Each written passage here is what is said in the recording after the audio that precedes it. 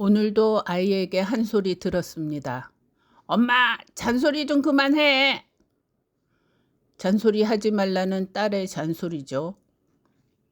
듣는 순간 나도 모르게 욱 했다가 바로 억울해지더라고요.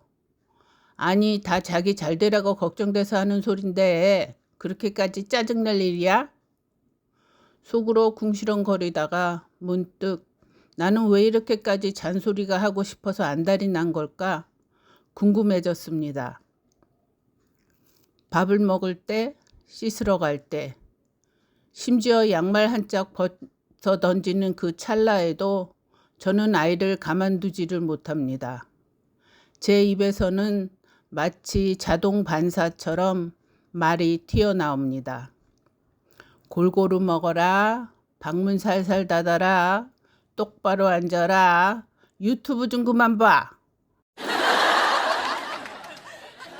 대체 이 지독한 참견 본능은 어디서 온 걸까요?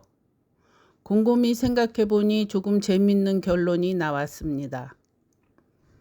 이건 제 개인 성격이 아니라 어쩌면 제 몸속에 흐르고 있는 지독한 DNA 때문일지도 모른다는 사실이요. 몇 년 전 오랜만에 갔던 한국에서의 기억이 떠오릅니다. 지하철 개찰구에 카드를 찍는 순간 행복하세요? 순간 멈칫했습니다. 뭐지? 내가 뭘 잘못했나? 외국 생활에 익숙해진 저에게 그 소리는 경고음처럼 들렸거든요. 그러다 며칠 뒤에 알게 됐습니다. 그건 경고도 안내도 아닌 눈물겨운 위로의 말, 행복하세요 였다는 걸요. 문득 궁금해졌습니다. 이 바쁜 출근길에 이 말을 듣고 정말 행복해지는 사람이 한 명이라도 있었을까? 가만히 지켜보니 한국은 온 세상이 나를 챙겨주느라 분주합니다. 지하철에선 발빠짐주의, 에스컬레이터에선 뛰지 마세요. 계단에서는 난간 잡으세요. 발 헛디딤주의, 주머니에서 손 빼세요. 미끄럼주의, 숨이 찰 지경입니다. 마치 전 국민이 나 하나를 에워싸고 과잉 보호를 해주는 느낌입니다. 넘어질까봐, 놓칠까봐, 다칠까봐 끊임없이 누군가가 나를 챙깁니다. 이 지독한 걱정의 그물망. 익숙해지면 참 따뜻하지만 낯설게 보면 참 피곤한 일이죠. 그런데 그때는 몰랐습니다. 이 잔소리 같은 친절이 사라지면 어떤 기분이 드는지. 유럽 여행 중 기차를 탈 일이 있었습니다. 그런데 이상하더라고요. 플랫폼과 승객 사이에 있어야 할 그 안전선이 없었습니다. 안내를 해주는 사람도 없고 그 흔한 안내방송조차 들리지 않았습니다.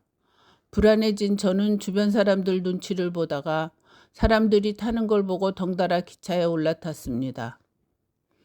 그런데 출발 시간이 되자 아무런 예고도 없이 그냥 쓱 기차가 움직이기 시작했습니다.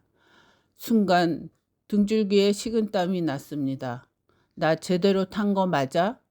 이대로 엉뚱한 나라로 가면 어떡하지?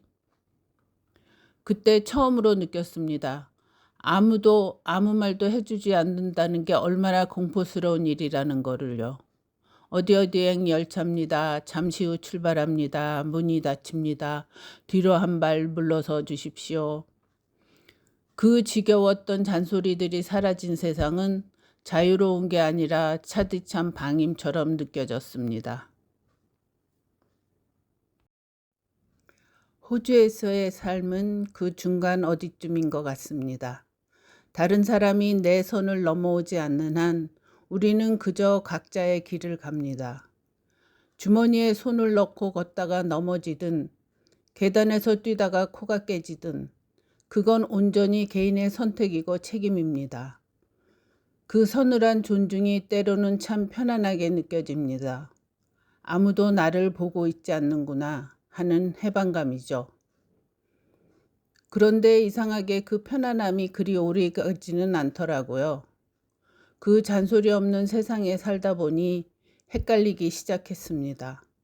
아무도 간섭하지 않는 것이 존중이라면 귀에서 피가 날 정도로 걱정해 주는 건 사랑일까요? 무관심한 존중과 피곤한 관심. 우리는 어느 쪽을 더 그리워하며 살고 있을까요? 외국에 나와 살면서 한국의 정이 그립다고 말할 때 우리가 그리워하는 건 어쩌면 그 피곤한 참견이 아니었을까요? 하지만 이제 인정해야 할 것 같습니다.